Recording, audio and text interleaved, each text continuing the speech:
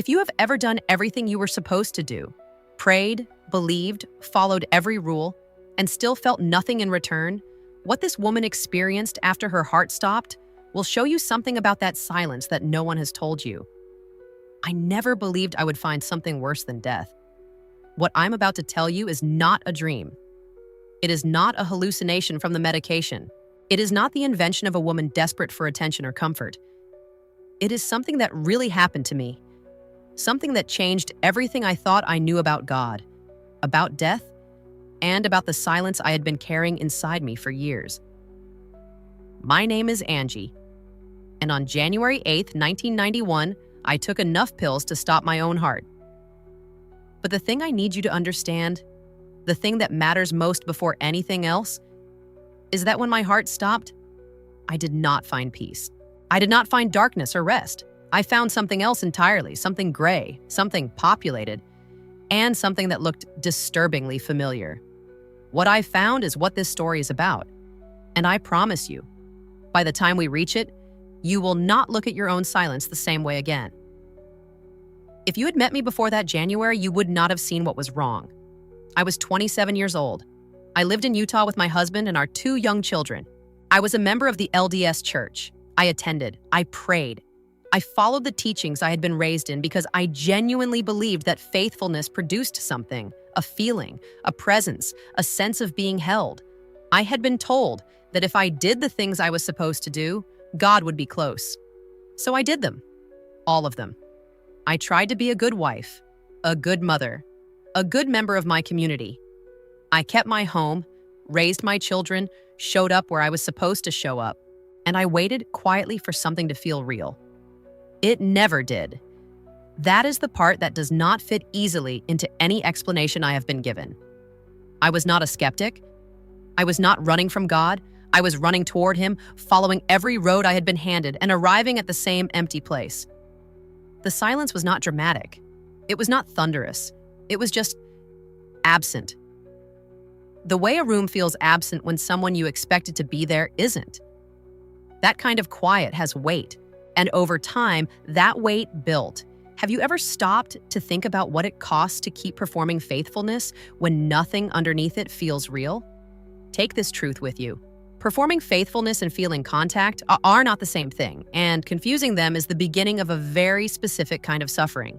Now, let me tell you what that suffering looks like when it has nowhere left to go. I do not think it happened all at once. The accumulation was slow. Year by year, the gap between who I appeared to be and what I actually felt inside grew wider. I smiled at the right moments. I held my children. I made dinners. I showed up to church on Sunday and said the right words. And I meant them. I wanted to mean them. But there was nothing underneath them, just more silence. The fear I carried was very specific. It was the fear that the silence was a verdict, that God was quiet because I was not worth responding to. Every teaching I had received told me that a righteous life produced connection, and I was living what I believed was a righteous life. So the math only pointed one direction. If the faithfulness did not produce contact, the problem had to be me. Too damaged, too hollow, too far from the kind of person God would actually want to reach. Consider for a moment how long a person can carry that verdict before it becomes the only thing they believe. My children were the most complicated part of this. I loved them. I want you to understand that. But love does not erase despair. It can coexist with it in the most agonizing way. Loving something completely and simultaneously feeling that you are failing it. I would look at their faces and feel the weight of knowing that what they deserved was a mother who was truly present, and what they were getting was a performance. A careful, attentive, terrified performance by a woman who was running out of the energy it took to maintain it. The outer life looked intact. The inner life was empty. By the early weeks of 1991, the weight had crossed a line. It was no longer something I could carry through the next day and hope it would change. I could not see the other side of it. And when a person cannot see the other side of pain, the mind begins searching for any exit it can find. The decision formed slowly. And then, all at once.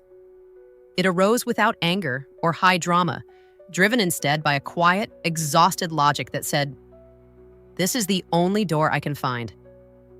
January 8th, 1991. Utah, my home. I do not need to describe the act in detail. What matters is this: I took the pills. My heart stopped. The time of death was declared at 2:14 in the afternoon. I was clinically dead for 11 minutes. The paperwork exists. The record is real. I was dead. What happened after that is what I have spent the rest of my life trying to put into words. The first thing I noticed was not darkness, not peace. It was the absence of weight, not comfort. The absence of the physical sensation of having a body that aches and breathes and resists. I was aware that I existed. I was aware that something was moving around me, but the familiar pressure of being inside a body, the heaviness, the effort, the breath, that was gone. I looked at my hands. Still there, I could see them. That seemed important, that I still had a shape, still had form. But everything around my hands was wrong. It was gray. Not dark, not peaceful, not what I expected. A thick, dimensionless, colorless gray that sat in every direction I could look. No ceiling, no floor, no walls. No distance I could measure, just gray, suspended, wrong. It lacked any threat, extreme temperature, or physical pain. Yet it was wrong. The way a wrong note in a familiar song is wrong. You feel it before you can name it. I had expected something, the darkness of nothing, or the light people describe. I found neither. And the wrongness was not dramatic. It was cumulative. The way a silence becomes more disturbing the longer it goes on. I stood there looking at my hands in the gray, trying to understand where I was, and then I realized I was not alone. But where was God while all of this was happening? Where was the presence I had spent 27 years trying to reach? I did not know yet. The biggest revelation was yet to come. They were there before I noticed them. I did not see them arrive. They were simply present, the way the fog was present, distributed through the gray without pattern. Figures, people, or what had been people, standing or sitting or folded inward on themselves. They weren't screaming or reaching toward anything.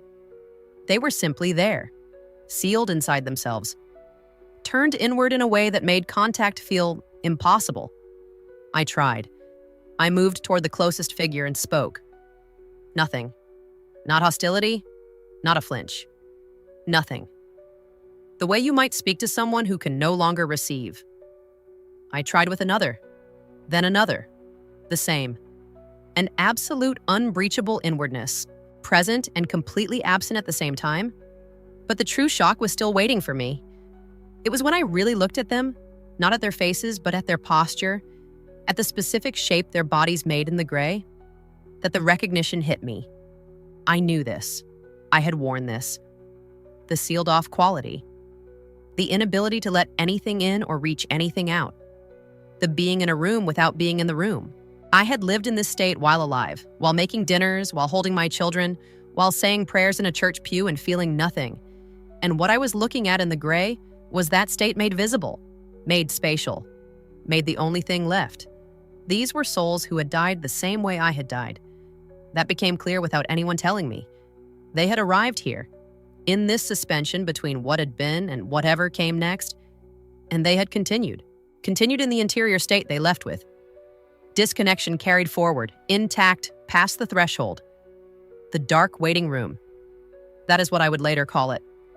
Every soul in it was waiting in the same way they had always waited. Alone, inside themselves, unreachable. And I understood with a terror that had no volume that I might already be one of them, that this might be where I stayed. It was like a gentle shock in the chest. Not pain, something quieter and more devastating. The kind of recognition that moves through you before your mind can name it. This was not punishment designed from outside. No one had constructed this. What I was looking at was what disconnection looks like when it runs out of time. When there is no more life to move through, no more mornings to hope might be different. The state itself, exactly as it was, carried forward. Now you know. I moved through the room and looked at them more carefully, at the curve of a shoulder, the angle of a head, the particular way a body closes in on itself when it has given up on the idea of being seen. I had made these shapes myself, in quiet moments at home, alone in the car, in a church pew feeling nothing while people around me sang. I understood what the room was showing me.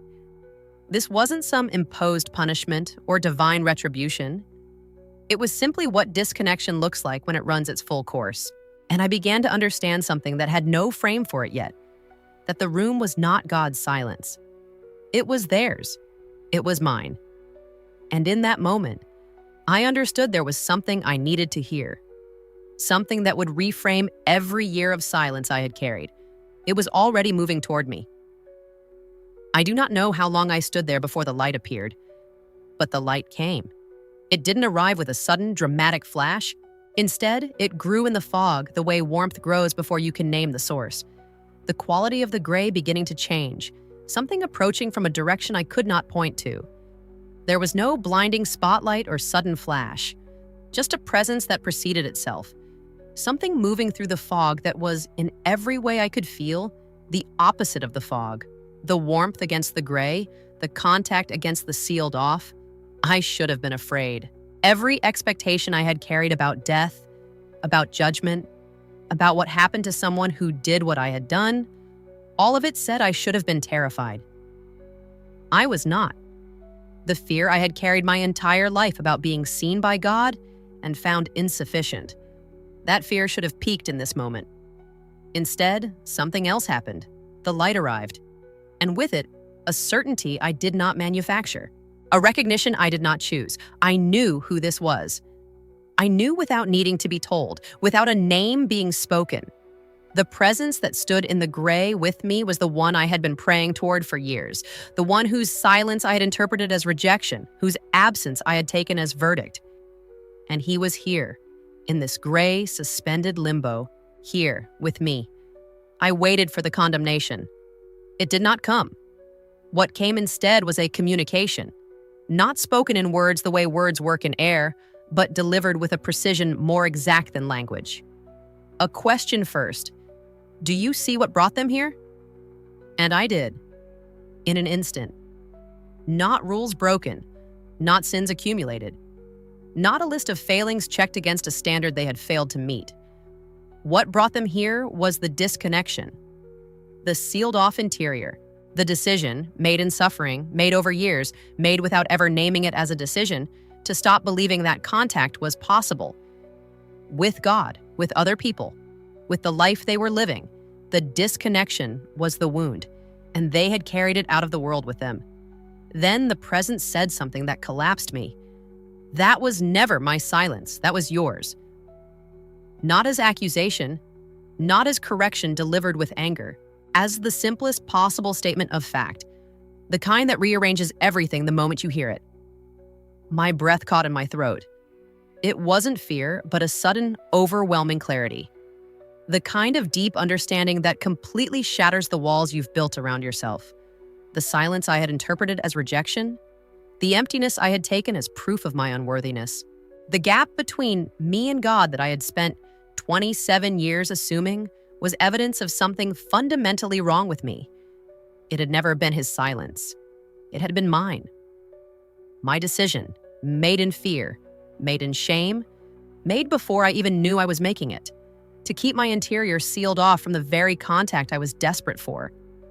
I had been standing at a door, assuming it was locked, never finding out that it opened from my side. The weight dissolved, not slowly, all at once, the way ice breaks when enough of it gives way. Wrong about the terms. Wrong about what God was looking at when he looked at me. Wrong about the verdict I assumed he had delivered. I had been seen the entire time. I was never the reason for the silence. And then I understood there was a choice being placed in front of me. It wasn't a forced command, but a gentle offer. I could remain in what I had been, sealed off, turned inward, waiting in the gray, or I could go back and let the door be open. That was it. The choice was mine. God wasn't a judge. He was a patient father who had been waiting the entire time for me to stop assuming the door was locked. Hold on to this realization. The silence you interpret as rejection may actually be the silence you are holding. You don't have to die to discover this. Now let me tell you what I was sent back to do.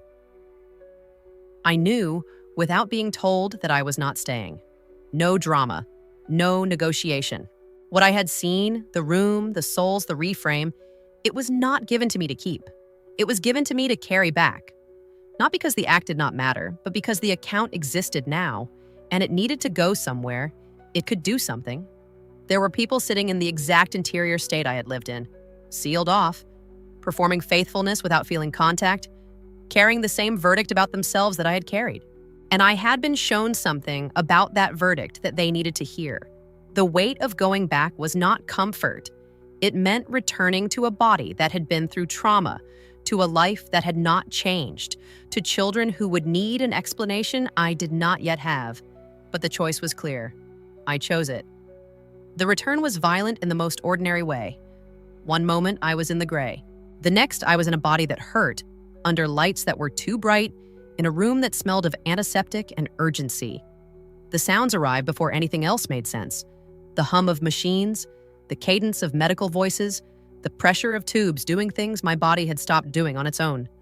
The smell of antiseptic, the distant sound of hurried footsteps. I realized where I was. In the hospital. My heart had stopped. 11 minutes. Time of death declared at 2:14 in the afternoon. Documented, on file, verifiable. And then I was back. It wasn't a smooth transition, but rather a jarring collision with everything physical and ordinary. Nobody in that hospital knew what I'd seen. Nobody asked. The institutional response was efficient and focused entirely on my body. The body was what they could treat. What I was carrying, no one had a form for. I could not yet find the words. So I lay there, inside the fluorescent ordinary, carrying something that had no name yet. It took years to understand what to do with it. Re-entering ordinary life after what happened was not a smooth transition.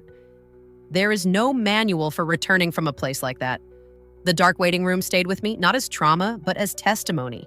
Not as something to escape, but as something I could not responsibly keep to myself.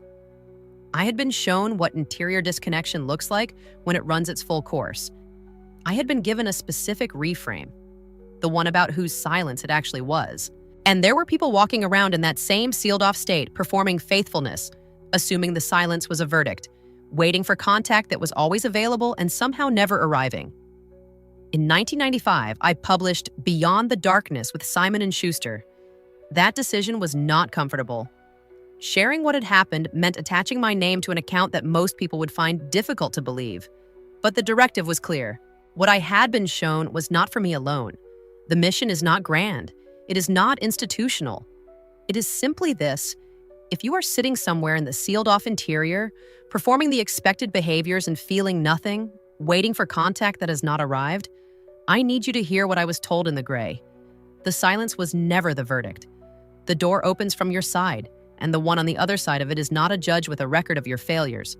He is a patient father who has never moved away. You are never alone in the silence. You are only sealed off inside it. Remember this above all: you don't have to die to awaken to what has always been available. You are not too far gone to be reached. And now, I have one question to leave with you.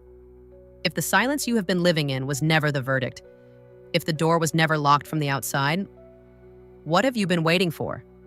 Do you want to stop waiting in the gray? Then open the interior, not to perfection, not to certainty. Just stop assuming the door is locked. That is the only move required. If you have ever felt what I felt, the faithful life with the hollow center, the prayers that seemed to reach no one, the performance of belonging without the feeling of it, tell me in the comments.